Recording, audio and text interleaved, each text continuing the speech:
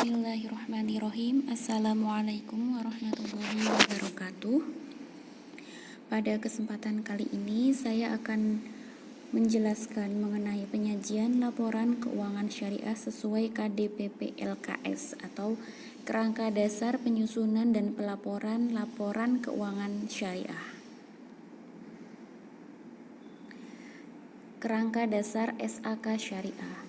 Nah, Kerangka Dasar Penyusunan dan Penyajian Laporan Keuangan Syariah atau disingkat KDPPLK Syariah. Ini merupakan pengaturan akuntansi yang memberikan konsep yang mendasari penyusunan dan penyajian laporan keuangan atas transaksi syariah. Jadi, kalau menyusun laporan keuangan syariah ini akan berdasarkan pada KDPPLK Syariah ini. Nah, berbeda dengan kerangka konseptual pelaporan keuangan atau KKPK pada SAK umum yang mengacu pada transaksi konvensional, KDPPLK Syariah ini memberikan konsep dasar paradigma, asas transaksi syariah, dan karakteristik transaksi syariah. Jadi, tidak sama dengan KDPPLK yang ada di laporan keuangan yang konvensional. Kalau syariah ini memang ada asas-asas dan karakteristik yang khusus mengatur tentang transaksi-transaksi syariah juga. Kemudian berdasarkan KDPPLK Syariah, transaksi syariah berasaskan pada prinsip, jadi ada 5 prinsip yang digunakan pada KDPPLK Syariah ini.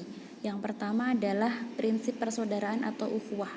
Nah, persaudaraan ini merupakan nilai universal yang menata interaksi sosial dan harmonisasi kepentingan para pihak untuk kemanfaatan secara umum dengan semangat saling tolong-menolong. Jadi karena prinsipnya persaudaraan, jadi tidak ada egoisme masing-masing pihak. Jadi di situ berprinsip pada saling tolong-menolong. Nah, transaksi syariah ini menjunjung tinggi nilai kebersamaan dalam memperoleh manfaat. Jadi, kalau bisa ya dua pihak itu saling untung, tidak hanya untung di salah satu pihak saja. Kalau di syariah biasanya seperti itu. Sehingga seseorang tidak boleh mendapat keuntungan di atas kerugian orang lain. Jadi, gak boleh kalau ada transaksi yang satunya rugi, yang satunya untung banyak. Kalau bisa dua-duanya untung gitu. Walaupun hanya sedikit, tapi kalau bisa adil, jadi dua-duanya mendapat keuntungan.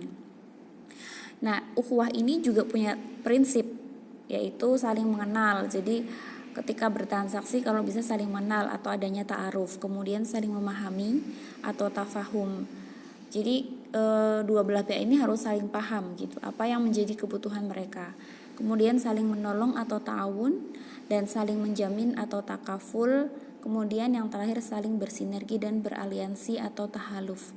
Jadi dalam asas transaksi syariah yang pertama, ukhuwah ini juga menerapkan beberapa prinsip-prinsip yang harus diterapkan.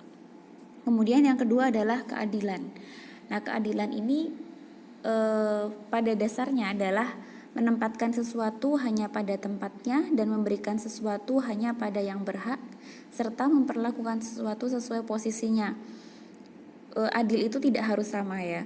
Jadi kalau misal ada saudara, 3 bersaudara, kakak, anak kedua, anak ketiga, itu ketika mereka mau sekolah tidak harus semuanya dikasih uang saku yang sama, karena adil itu tidak harus sama.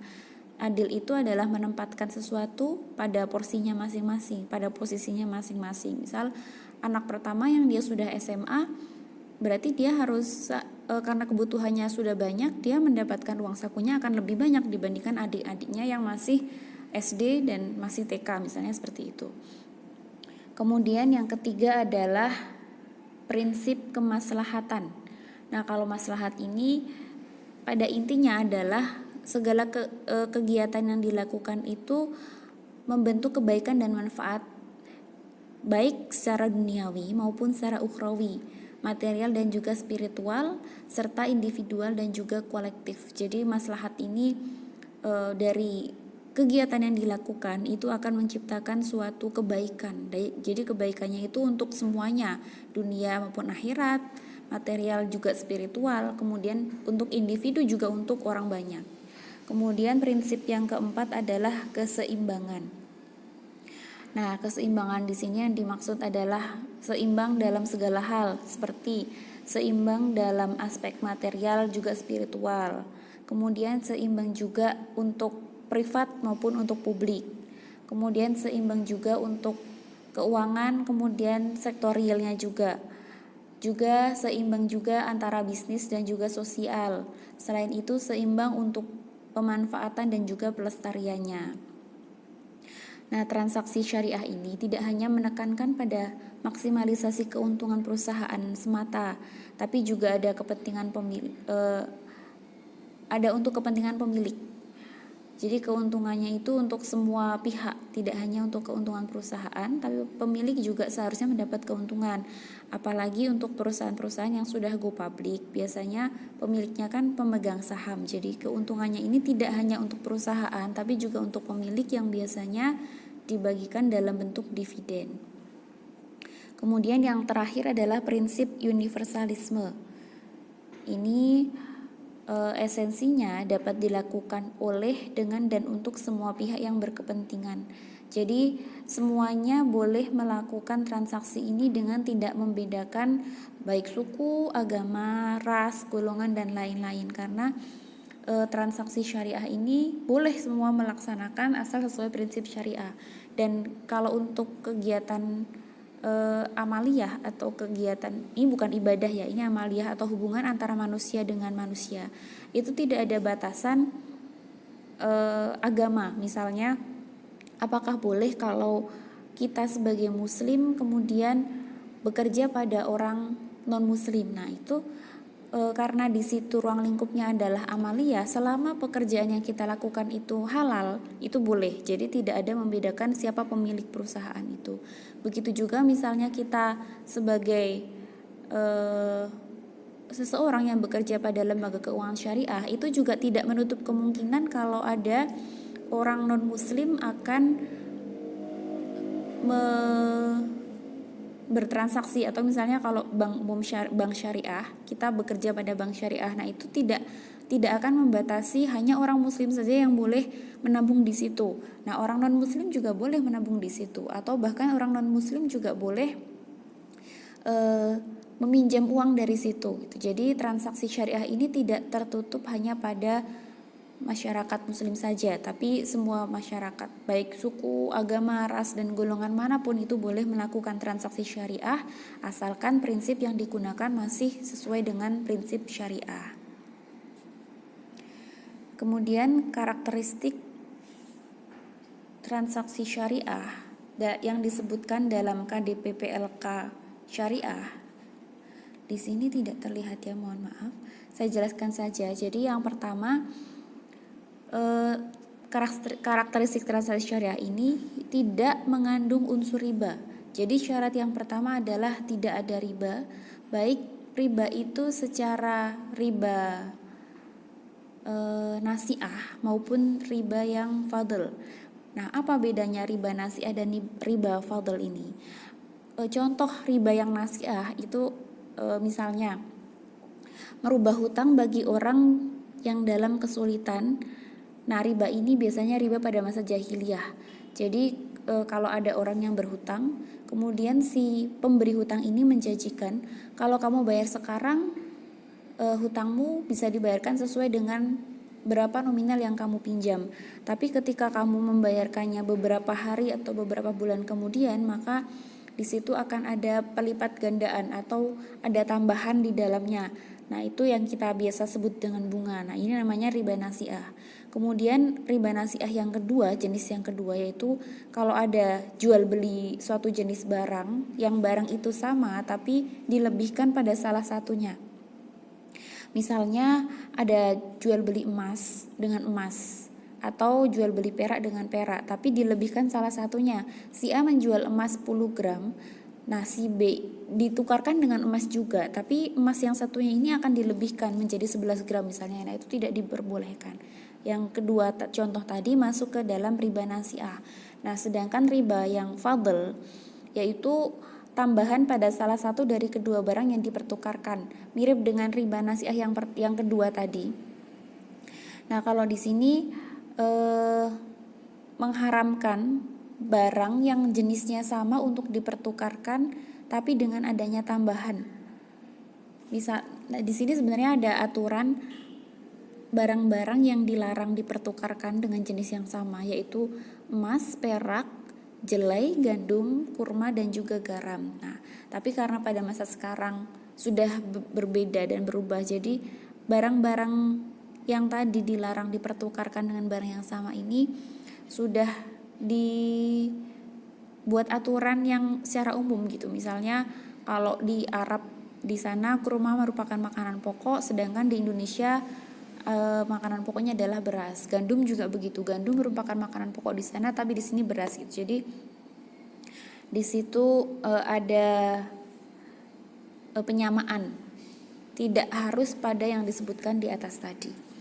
Kemudian selanjutnya, yang tadi pertama tidak mengandung riba, yang kedua tidak mengandung kezaliman. Jadi tidak boleh transaksi syariah ini mengandung unsur zalim antara pihak yang satu dengan pihak yang lainnya. Jadi kalau ada transaksi tapi salah satunya dirugikan atau merasa didolimi, itu tidak diperbolehkan dalam transaksi syariah. Kemudian tidak mengandung unsur maisir. Nah, maisir ini yang seperti apa? Maisir nanti kita bahas lagi. Kemudian tidak mengandung unsur gharar. Dan yang terakhir tidak mengandung unsur haram. Jadi ini pokok ya di syariah, itu tidak boleh ada riba, tidak boleh zalim, tidak boleh ada maisir, tidak boleh ada gharar, dan tidak boleh ada unsur yang haram. Kemudian sejarah KDP-PLK syariah. Nah, ini kita baru masuk ke sejarahnya. Jadi KDP-PLK ini pertama kali disahkan oleh Dewan Standar Akuntansi Keuangan Ikatan Akuntan Indonesia atau disingkat DSAK-IAI pada 27 Juni 2007 dan masih berlaku hingga saat ini. Jadi yang mengesahkan KDP-PLK syariah ini dari IAI. Nah, berdasarkan surat Dewan Pengurus Nasional atau DPN IAI nomor sekian tahun 2013, maka seluruh produk akuntansi syariah yang sebelumnya dikeluarkan oleh DSAK-IAI dialihkan kewenangannya kepada Dewan Standar Akuntansi Syariah atau DSAS-IAI. Jadi ada perubahan. Kalau dulunya yang syariah ini masih di bawahnya DSAK-IAI secara umum, karena DSAK-IAI ini membawahi atau mengatur semua standar yang ada di akuntansi IAI. Kemudian ada dibentuk DSA khusus syariah. Kemudian yang aturan-aturan berkaitan dengan syariah ini dialihkan kewenangannya kepada Dewan Standar Akuntansi Syariah IAI atau yang khusus memang menangani untuk syariahnya.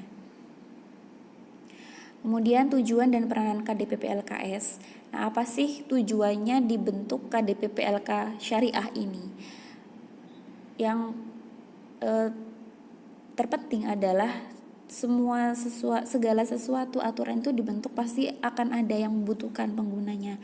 Nah, tujuan kerangka dasar ini untuk digunakan sebagai acuan. Siapa yang menggunakannya? Yang pertama adalah penyusun standar akuntansi keuangan syariah.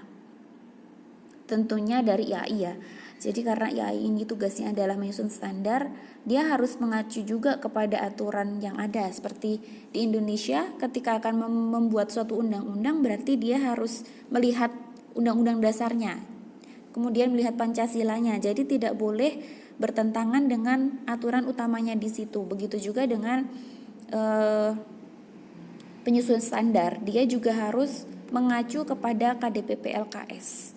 Kemudian yang kedua, penyusun laporan keuangan. Nah, ini adalah akuntan-akuntan yang bekerja di perusahaan, terutama untuk perusahaan lembaga keuangan yang berasaskan syariah. Dia tentunya akan menggunakan KDP-PLKS ini untuk menanggulangi masalah akuntansi syariah yang belum diatur dalam standar akuntansi keuangan syariah. Jadi misalnya si penyusun laporan keuangan menemui suatu permasalahan sedangkan standarnya belum ada. Nah, apa yang harus dia lakukan? Dia bisa melihat pada aturan dasarnya pada KDP-PLK syariah. Jadi seperti di Indonesia, misal kita menemui satu permasalahan tapi undang-undangnya belum ada, kita akan mengacu kemana ya? Tentunya kita akan mengacu lagi ke undang-undang dasarnya, kita akan mengacu lagi ke Pancasilanya seperti apa. Kemudian yang ketiga akan digunakan oleh auditor. Nah, auditor ini menggunakan KDPPLK Syariah dalam memberikan pendapat mengenai apakah laporan keuangan disusun sesuai dengan prinsip akuntansi syariah yang berlaku umum. Jadi kalau penyusunnya juga harus mengacu kepada KDPPLKS, tentunya auditor sebagai dia yang akan melihat laporan keuangan hasil dari penyusun ini, tentunya dia juga harus berpedoman kepada KDPPLK Syariah. Jadi dia punya acuan juga laporan keuangan yang benar itu harusnya seperti apa. Nah, itu akan mengacu ke KDPPLK Syariah. Kemudian yang terakhir adalah para pemakai laporan keuangan. Nah, ini menggunakan KDPPLKS dalam menafsirkan informasi yang disajikan dalam laporan keuangan.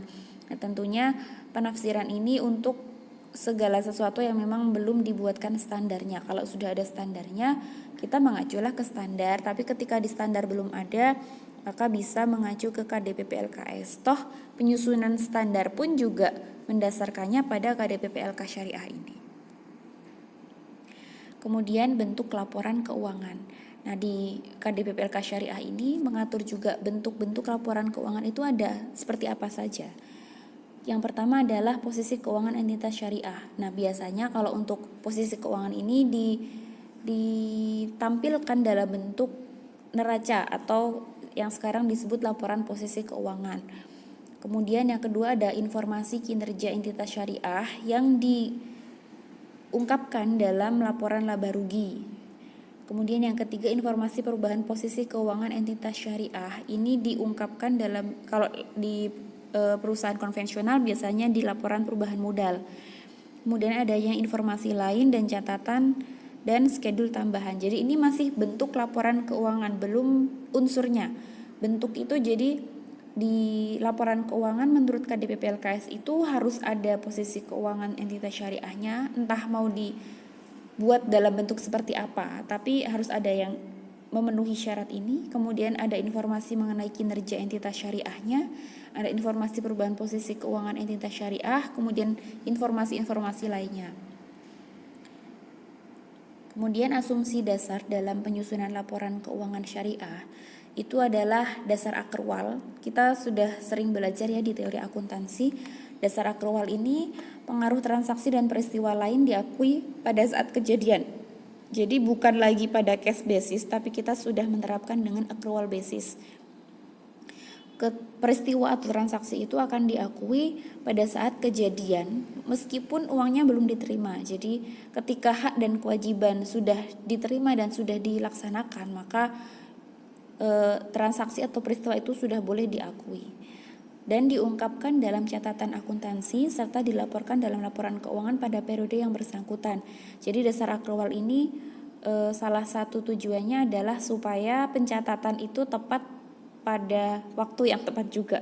Jadi tidak boleh transaksi tahun 2019 karena baru dibayarkannya 2020 kemudian diakui pada tahun 2020. Nah, itu tidak dibolehkan. Jadi dasar akrwal ini adalah tujuannya menempatkan sesuatu pada waktu yang sebenarnya. Jadi kalau labanya 2019 ya dia akan masuk ke laporan keuangan tahun 2019. Kemudian asumsi dasar yang kedua adalah kelangsungan usaha, going concern ya. Jadi laporan keuangan ini biasanya disusun atas dasar asumsi kelangsungan usaha entitas syariah dan akan melanjutkan usahanya di masa depan. Jadi penyusunan laporan keuangan ini dibuat memang akan menggambarkan kelangsungan usaha ini untuk kedepannya akan seperti apa gitu. Jadi tidak hanya cukup pada masa itu saja, tapi juga dari laporan keuangan kita bisa menilai kira-kira perusahaan ini kedepannya akan seperti apa ya gitu. Jadi ini yang disebut kelangsungan usaha atau going concern. Nah, kalau tadi adalah bentuk laporan keuangan, kemudian di sini ada unsur-unsur laporan keuangan sesuai karakteristik Maka laporan keuangan entitas syariah antara lain meliputi. Nah, biasanya di laporan keuangan entitas syariah ini harus ada komponen laporan keuangan yang mencerminkan kegiatan komersial, kemudian laporan posisi keuangan, laporan laba rugi, laporan arus kas, laporan perubahan ekuitas. Ini sudah sering kita buat ya. Kemudian komponen laporan keuangan yang mencerminkan kegiatan sosial. Ini juga ada laporannya. Kemudian laporan sumber dan penggunaan dana zakat. Jadi untuk entitas syariah ini sudah ada laporan khusus yang menampilkan sumber dan penggunaan dana zakat. Kemudian sumber dan penggunaan dana kebajikan. Yang terakhir adalah komponen laporan keuangan lainnya yang mencerminkan kegiatan dan tanggung jawab khusus entitas syariah tersebut. Karena misalnya antara entitas syariah satu dengan yang lain beda. Misal perbankan dengan pegadaian gitu, mungkin karena usaha yang dijalankan itu berbeda, maka laporan keuangannya juga berbeda. Jadi untuk yang terakhir ini mungkin bisa disesuaikan dengan kebutuhan entitas syariah tersebut sesuai dengan bidang usahanya masing-masing. Oke, terima kasih atas perhatiannya. Semoga ilmu yang saya sampaikan bisa bermanfaat. Kurang lebihnya mohon maaf. Wassalamualaikum warahmatullahi wabarakatuh.